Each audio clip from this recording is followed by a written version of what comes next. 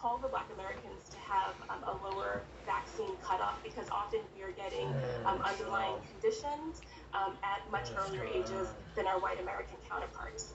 And tonight, even more evidence the pain felt from COVID in so many ways is still far from behind us. Studies show that up to 30% of people experience long-haul COVID symptoms.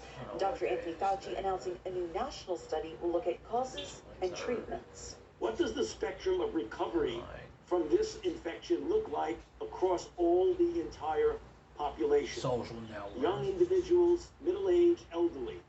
How many people continue to have symptoms of COVID-19, or even, as we've seen, develop new symptoms that they did not have even as part of their acute infection?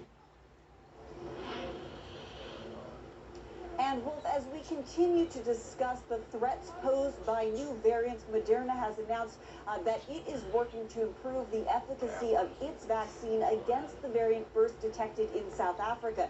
To that end, they say they have designed an updated version of their vaccine, which they will look at in clinical trial. They'll try to determine whether that updated formula could be used as a booster for people who have already received the vaccine. They'll also look at whether this updated formula could be used as a primary vaccine. And additionally, Wolf, they'll be looking at whether or not a combination of the two formulas could be used as a booster. All ways that these companies are trying to stay ahead of a virus that continues to pose new challenges. Yeah, they're clearly trying to save lives, which is so critical. Alexandra Field in Brooklyn for us. Thank you. Let's get some more on all of this. Our chief medical correspondent, Dr. Sanjay Gupta, is joining us. Sanjay, looks like this new Johnson & Johnson vaccine single dose is on track for authorization within the next few days. What would you say to someone, though, who's worried that this vaccine might not necessarily be quite as effective as the Pfizer or the Moderna double dose shots? Well, you know, we've been looking at all this data, and I guess that's probably what people might be reacting to. I don't know if we have some of the numbers we can show them. But I think what I would tell people, and I've had this conversation with lots of people, is that the vaccine, in terms of what it can do for people, if you really focus on that right side of the screen, no hospitalizations and no deaths after a month after someone received the vaccine, which is pretty remarkable. You know, I mean that's a good vaccine, and I think it gives people a lot of peace of mind.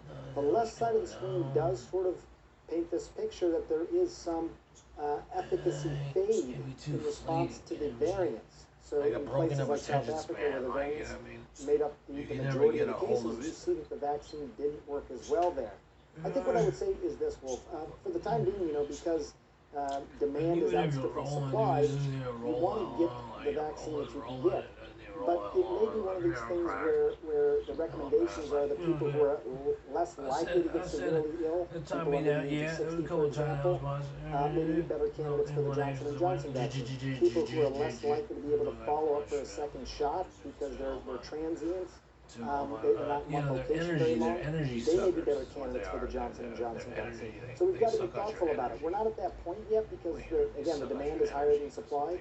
But I think as we roll out, we have to think different vaccines for different people. Would it make any sense, Sanjay, if you're going to get the Johnson & Johnson single-dose vaccine, to get a second dose, a booster shot 3 weeks or 4 weeks later, which is the case, of course, with Moderna and Pfizer?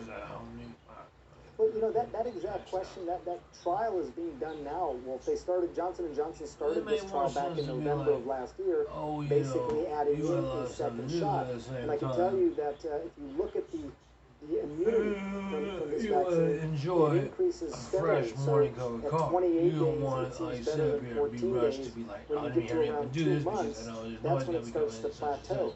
So there may be a case made that around the time that the immunity is starting to plateau, that a booster shot is given. So we have to see what those trial data show. The same thing, you know, the same sort of questions are being asked for Moderna and Pfizer. Which boosters is also beneficial? So hopefully we'll have some data soon on that. Will people be able to choose which brand, which vaccine they're going to receive? I don't.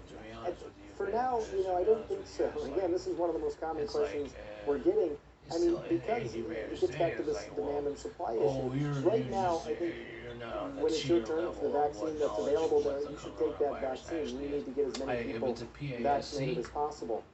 But I do think, Wolf, over the next couple of months, we'll have these maybe three vaccines. The Johnson & Johnson authorization looks pretty promising.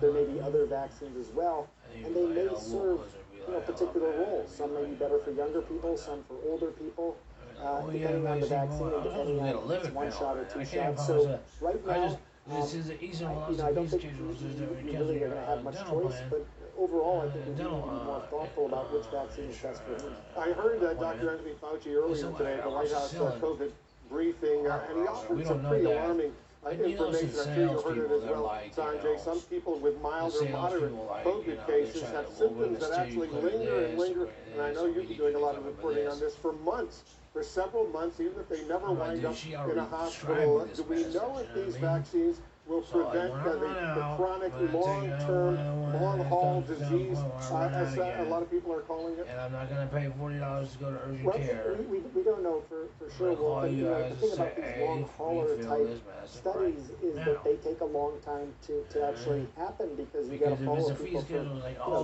many months, if not years. But I'll tell you a couple things. First of all, you're absolutely right that if you look at the studies, about 30% of people who have COVID do develop these long hauler or long COVID symptoms.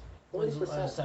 That's significant. When can you Also, go into these symptoms can be pretty, Sanjay, sorry for interrupting, but these symptoms can be pretty painful, pretty significant, right? Can you go to Elk Grove and do that? Yeah, I mean, they have a lot of similarities to people who have things like chronic fatigue, myalgia encephalitica, chronic Lyme disease, things like that.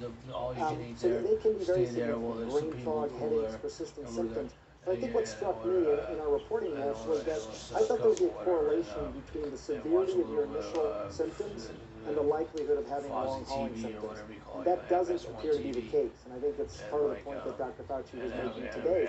Even people with milder symptoms initially could still have symptoms that linger for a long time. And that gets to the question of the vaccine. Can the vaccine be helpful in this regard? Well, if the vaccine prevents infection in the first place, then yes, but we're not entirely sure that these vaccines necessarily prevent infection. We know that they can make you much less likely to get severely ill, but it's unclear that the vaccines would reduce the likelihood that you develop long-hauling symptoms. Maybe they do. We just don't have the data on that. Yeah, I know. It's pretty alarming to me when I heard your report. The other day I was alarmed now. Dr. Fauci is following in your footsteps when he spoke